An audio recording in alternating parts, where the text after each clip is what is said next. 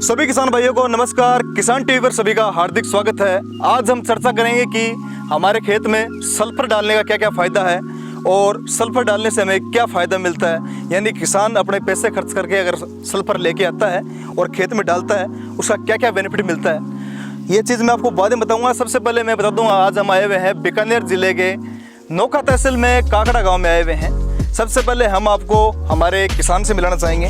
तो हमारे चैनल के माध्यम से, किसान टीवी के माध्यम से जुड़े हुए सभी किसान भाइयों को आप अपना एक बार शुभ नाम बता दीजिए सभी को। रामनिवास पूनिया। रामनिवास जी पूनिया हमारे साथ में जुड़े हुए हैं। इनके खेत पे हम आए हुए हैं। इस मूंगफली को बोए हुए कितना समय हो गया रामनिवास जी? 25 दिन हो गया। 25 दिन हो गए। कौन सा बीज है? 510 नंबर। 510 वेराइटी है। ठीक है रामनिवास जी, अब हम आपको किसान भाइयों को बताते हैं कि मूंगफली में सल्फर डालने का क्या फ़ायदा है। तो किसान भाइयों, मुख्य रूप से सल्फर, मुख्य रूप से एक तरीके से मेनली रूप से सल्फर 3 प्रकार की आती है। सल्फर 90% पाउडर फॉर्म में, सल्फर 80% और सल्फर 90% एक दाल के रूप में बोल देते हैं, यानी ग्रेन्यूल के फॉर्म में आती है। तो हमें कौन सी काम में लेनी चाहिए और कैसे कैसे काम में लेनी चाहिए, वो चीज़ मैं आपको आज बताऊँगा। तो तेल वाली जितनी फसलें हैं, यानी जो तेलीय फसलें हैं, उनके बारे में आपको समझाता हूँ। तो तेल वाली फसलें जैसे मूंगफली है, ठीक है जी, इसमें तेल की मात्रा पाई जाती है, और सरसों है और तिल है। बाकी बहुत ही फसलें हैं जो तेल की मात्रा पाई जाती है। उन फसलों में हम बुआई के समय 90% सल्फर दानेदार फॉर्म में आती है, उसको डीएपी के साथ में बिजान कर सकते हैं। ठीक है जी। बीकानेर एक बहुत बड़ा ज़िला है और यहाँ पर मूंगफली की बुआई बहुत ही बड़े क्षेत्र में की जाती है, यानी बड़े हेक्टरों में की जाती है। तो यहाँ पर किसान क्या है कि सारा सिस्टम फव्वारे में लाइन में चलाने का सिस्टम भी होता है। तो यहाँ किसान क्या करता है, पाउडर की फॉर्म में छिड़काव करने की यहाँ जरूरत नहीं पड़ती।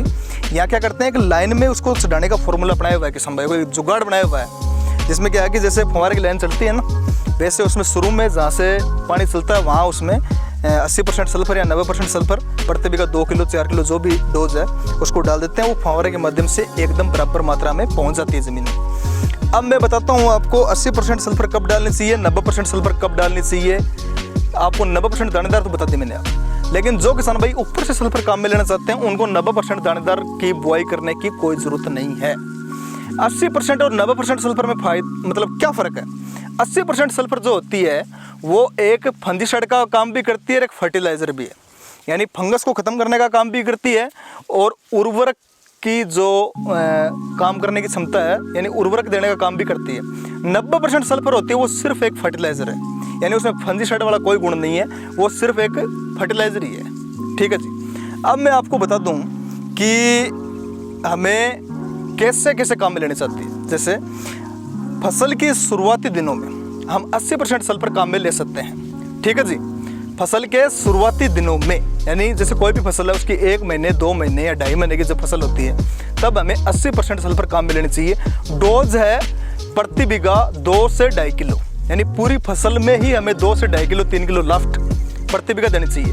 हेक्टर की बात करें तो हमें प्रति हेक्टर 8 किलो देनी चाहिए। 1 हेक्टर में पक्के बीघा 4 आते हैं, इसलिए हमें 2 किलो के हिसाब से 8 किलो सल्फर प्रति हेक्टर बहुत ही सफिशियंट है। इतनी ही मात्रा निर्धारित होती है। डालने को चाहे आप 20 किलो डाल दो चाहे 50 किलो डाल दो, वो सब और डोज हैं। एक फसल को निश्चित मात्रा में उर्वरक की ज़रूरत पड़ती है। एक तरीके से हम उर्वरक प्रबंधन या फिर फर्टिलाइज़र मैनेजमेंट कह सकते हैं इसको। ज़्यादा मात्रा में डालने से कोई फ़ायदा नहीं, वो आपके पैसे का नुकसान है। और किसान में उसी को कहता हूँ जो कम खर्चे में अधिकतम उत्पादन करे, उसे ही मैं किसान मानता हूँ। ऐसे तो आप डालने को चाहे 20-20 किलो सल्फर डाल दो। बीकानेर में मैंने एक चीज़ देखी, चलो मानना कि बीकानेर ज़िला है, राजस्थान का बीकानेर और चूरू ज़िला है, इसमें सल्फर की और जिंक की कमी है यहाँ की मिट्टी में, चलो मान लिया, ठीक है जी। पर ऐसा भी नहीं है कि इतनी कमी है कि आप 20-20 किलो बीघे ही डाल दो, यानी साल में हमें 2 से 2.5 किलो 3 किलो 4 किलो लाफ्ट है प्रति बीघा। यहाँ कर किसान क्या करते हैं, जैसे किसी किसान भाई ने मूंगफली बीजान कर दिया, किसान करते हैं पूरी पिकअप भर के सल्फर के लिए आई, ठीक है जी, बाल्टी लिया है, ड्रम लिया है सल्फर के भर के, और हर 7वें-8वें दिन 1 किलो चला दी, 2 किलो चला दी।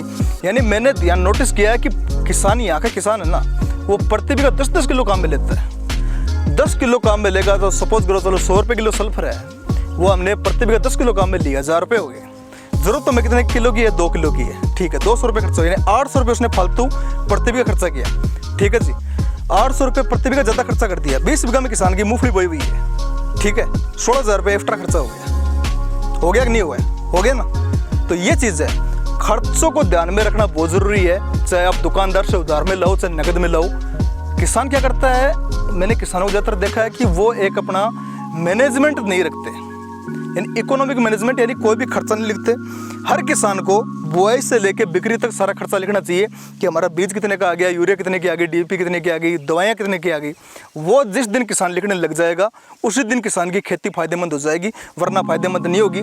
मैंने बहुत से किसान भाइयों देखता आया हूँ कि वो उधार में लाते हैं, जब हमारी फसल निकलती है तब वो उसके थ्रू हमारा पैसा कट जाता है। जैसे मूंगफली वाली सारी दवाएं उधार में लिया है किसान, फिर वो मूंगफली बेचता है तब उसका पैसा कटता है, उसे पता ही नहीं है कितना क्या कट रहा है, कितनी दवाई दे दी। दुकानदार जहाँ 2 किलो की ज़रूरत होती है वहाँ 10 किलो दे दी, हाँ डाल दी, मतलब कहने से डाल दी। ऐसा नहीं करना चाहिए।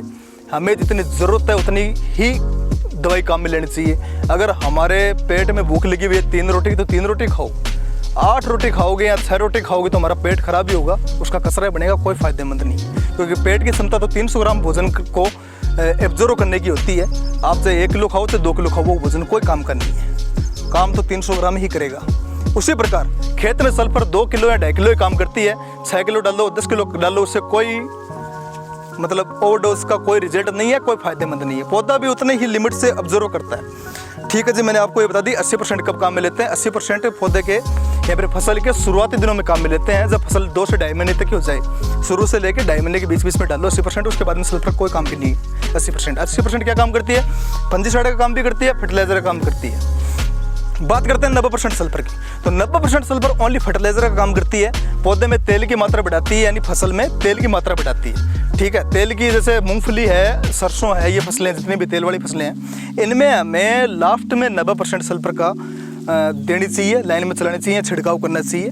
क्योंकि लास्ट के समय फसल जब दाना बन जाता है तो दाना बनने के बाद में उसमें तेल बनने की क्रिया आरंभ हो जाती है। ठीक है, तो हमें हमारी फसल में जब लास्ट पानी दें उससे 1 या 2 पानी पहले हमें 90% सल्फर देने चाहिए, ताकि तेल अच्छी मात्रा में बने। ठीक है जी, पहले अभी 90% सल्फर डाल दी। जैसे मूंगफली की बुआई कर दी, इस मूंगफली बुआई के हुए 25 दिन हो गए, अब 90% सल्फर डाल दी, कोई काम नहीं करेगी। ये रियल की बात है, काम करेगी, थोड़ा बहुत काम करेगी, कोई सार नहीं है।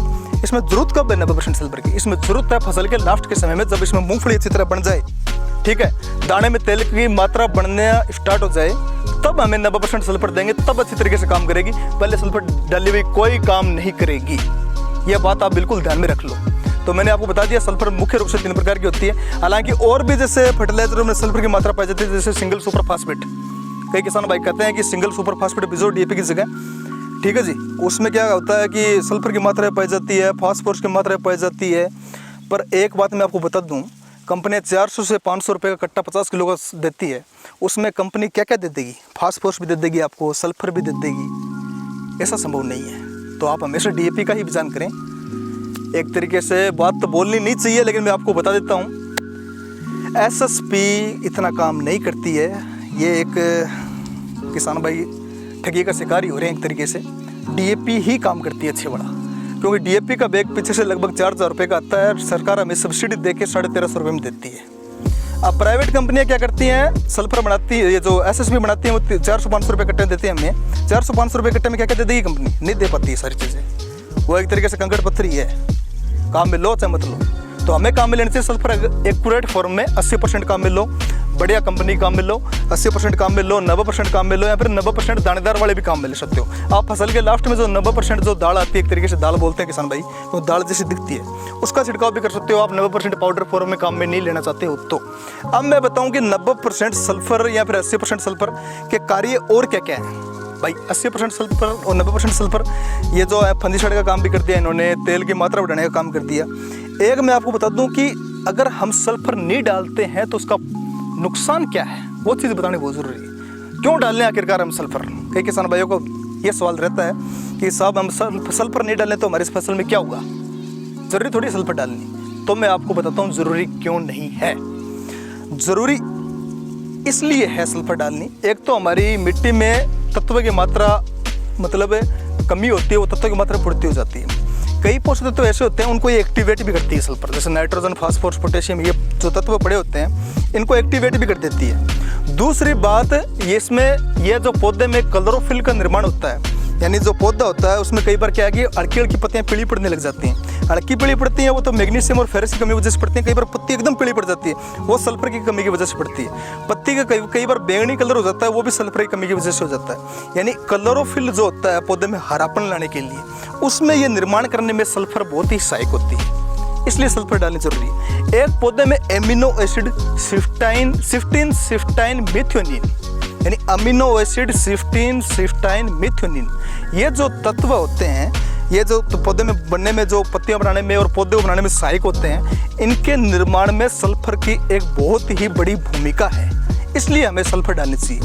एक आपने देखा होगा कई बार हम जैसे हमारा जो भी है फसल है, सरसों है चाहे मूंगफली है, उसमें चमक नहीं आती, तो चमक बढ़ाने के दाने में जो चमक बढ़ाने का काम करती है वो सल्फर काम करती है, इसलिए हमें सल्फर डालनी चाहिए। दाने में चमक आ जाती है, दाने में तेल की मात्रा बढ़ जाती है, पौधा एकदम हरा रहता है, और भी छोटे मोटे बहुत जो पौधों को पोषक तत्वों को एक्टिवेट कर देती है, वो सल्फर काम करती है, इसलिए हमें सल्फर डालनी चाहिए।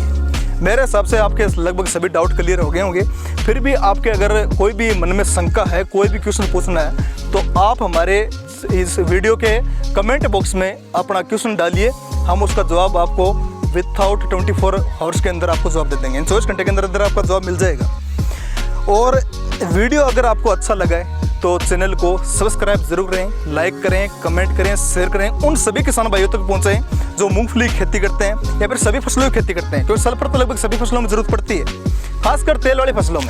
तो उन सभी किसान भाइयों तक ये आप वीडियो पहुंचाएं ताकि उनको भी सूचना मिल सके, और एक वास्तव में क्या डोज डालनी चाहिए, कितनी डोज डालने से क्या फ़ायदा मिलता है, वो डोज और वो सही एकदम सटीक जानकारी सभी किसान भाइयों तक पहुँचे।